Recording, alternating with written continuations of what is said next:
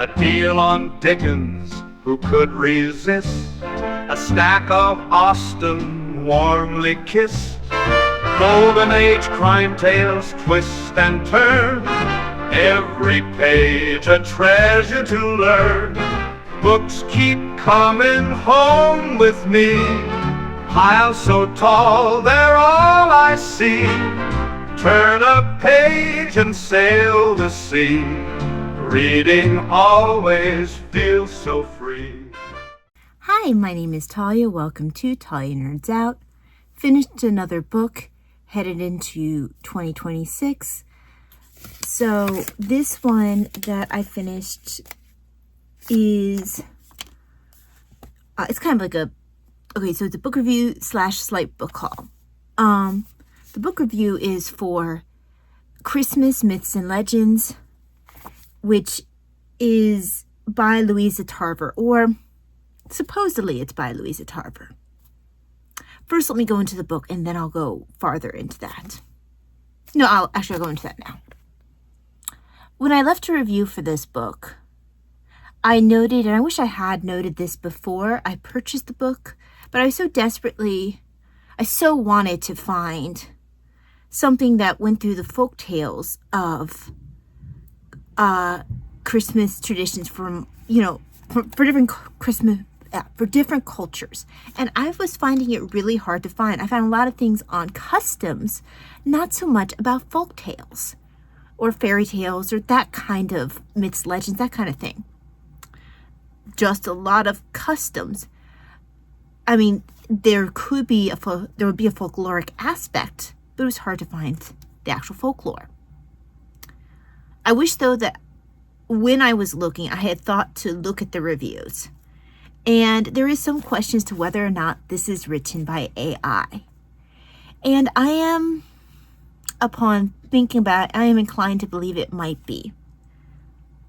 The only thing they say about Louisa Tarver at the beginning of the book, first of all, they don't tell you where the publishing house is located. This is independently published Tarver's Guides, which I thought was kind of odd to begin with, but I mean, that was a little bit of, when I got a little red flag in my brain, I should listen to it.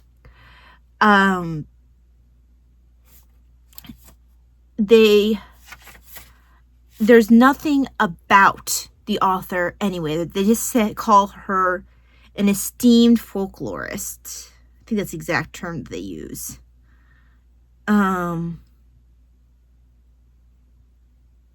Acclaimed folklorist. Well, for such an acclaimed folklorist, there's nothing about her anywhere. No bio, no, not even a picture, nothing about this,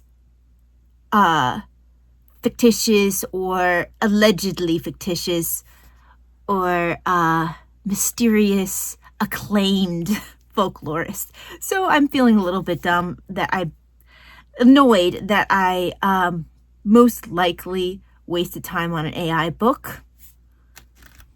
It wasn't my favorite book that I've read for folklore. It fell into the same thing that I didn't want, which is just repeating, the basics of the customs, but not actually giving me the folklore. And it tended to be, as people noted, a bit repetitive at points. But mostly it was just giving a very, bare bones kind of overview of different custom / folklore. Now, it is a good way to, I guess, a jumping off point for looking more into things, but I would have preferred to have had something that was written by a person, because I can't know how much this is accurate. There's no sources. It's just source trust me, bro.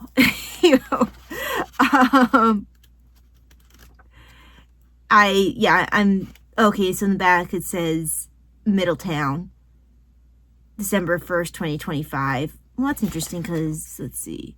I guess it's just the copyright they're saying 2024.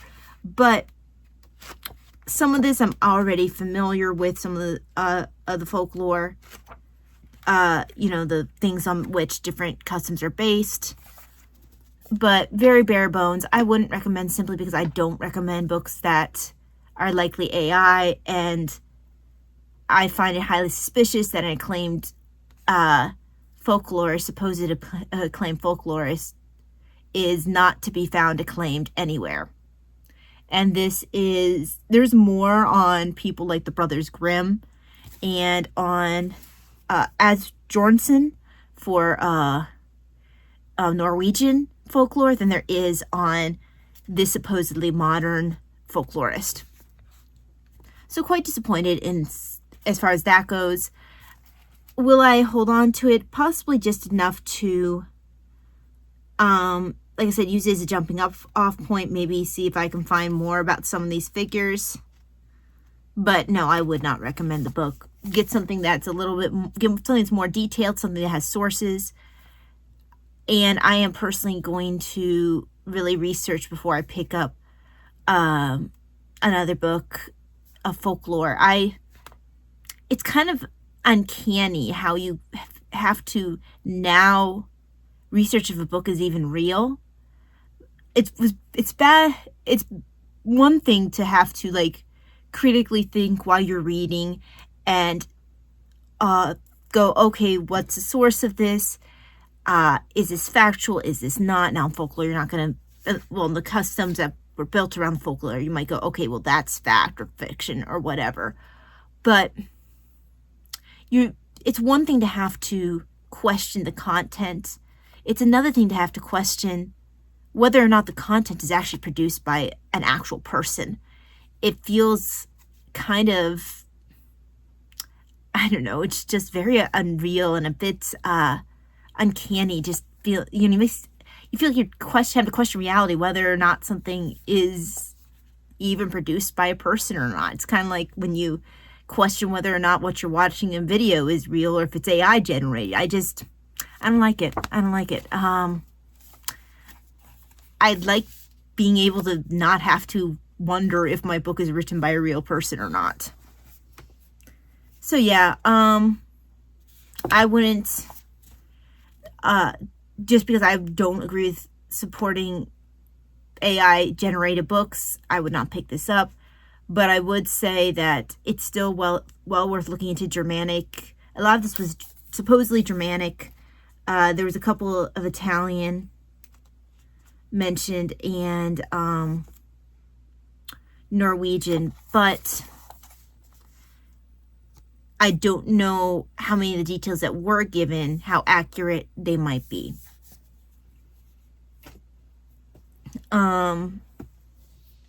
So that was disappointing. Even before I was questioning whether or not it was an AI generated, I did have my issues with the book as it was, just because it did very much just feel like an overview that didn't really hit what I wanted, which was the actual folklore. Thankfully, I had continued looking and I had found Christmas stories and legends. And when you look at this, the concern is, oh darn, you're looking at another independently published. Thankfully, within this, they do actually say, okay, this story is by this person, and this comes from The Children's Hour by Bailey and Lewis, used by permission of authors and publishers. Or this is used by permission of the author. Where's another one? From Story Hour by Wiggins and Smith, published by consent of the authors. From the Hans Christian Andersen's Fairy Tales. So this book does cite where the stories come from, which I appreciate. Now, the text is ridiculously, stupidly small, but at least I know where the tales come from. And I think I've probably read at least a couple of these. I don't think it gives me a table of contents at the beginning. I think it jumps right into it. Yeah, you jump right into the Legend of the White Gifts. So I won't be reading this year, but I can see myself reading this for a future Christmas. And then this is my ginormous beauty. I initially picked this up because it had more page. They had 2 editions of it. This was actually less expensive, the two, and it was the one with more pages. It's also the one with ginormous print. So this is Leopold Classic Library, Christmas Fireside Stories, or Round the Yule Log, Norwegian Folk and Fairy Tales. And you have Abjornsen, whose name I recognize. And it mentions the inside, by the way, look at my really cute bookmark. On the inside, it mentions that it's published on demand from Leopold Classic Library, that, let's see, many of the books in this collection have been out of date for decades, and therefore have not been accessible to the general public. And so, actually, when you look on the inside, it looks like they literally took and copied the pages, and I forget what that's called, where you can actually tell where they literally like scanned the pages over. The text is huge, which is awesome. It'll make it all the easier to read aloud. So you have, and although some of them are familiar to me, look at the picture. Here's Peter Christian Abjornsen. Gives me a picture of him, which honestly, my other Norwegian fairy tales, the one from, let's see, my Norwegian folk tales from the Pantheon fairy tales and folktale library, something like that, from the Pantheon series for folk tales and fairy tales. They don't give me any pictures of Abjornsen, so that was kind of cool. And I also have a picture of Jorgen Moe, which again also involved with his other book. So I know I recognize the names involved. I recognize a couple of the stories involved. Now I don't recognize the old-fashioned Christmas Eve, but I saw in here one of my favorites, which is East of the Sun, West of the Moon. And I'm pretty sure when I go through I know I read Hans Who Made the Princess Laugh. I'm almost 100% sure I've read that one. So a couple of these are going to be familiar to me, but others of them will not be. And I like the pictures in here. I like the fact that the text is big. I like the fact that I know I can trust that it's real. So I kind of want to start this year, but I know I don't have a lot of chance to finish this before the year's out. Although as big as the text is, this could go really quickly.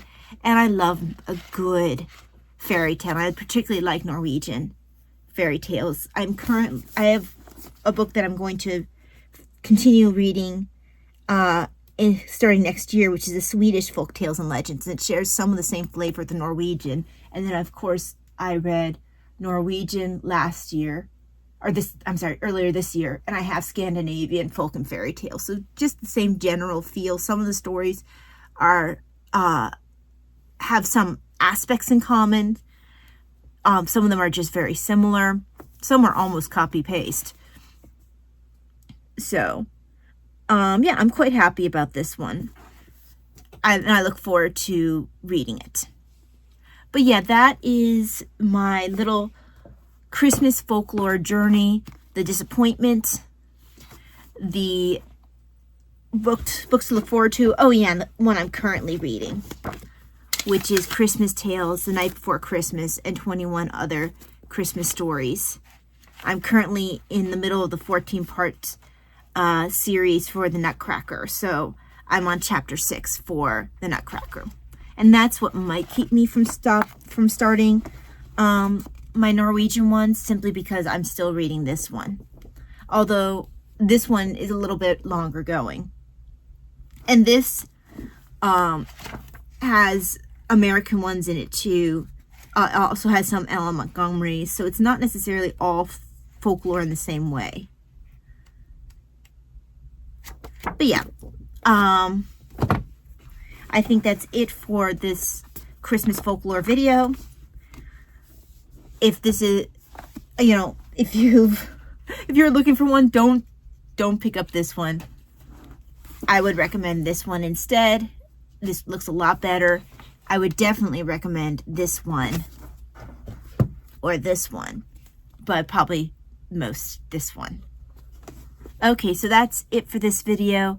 Hope that you have a very blessed day, and I hope to I have one more video I want to record today. Not sure if I'll get any others in before Christmas. If I don't, have a very Merry Christmas, and I will see you the next time. God bless. Bye-bye. Books keep coming home with me, piles so tall they're all I see. Turn a page and sail the sea. Reading always feels so free.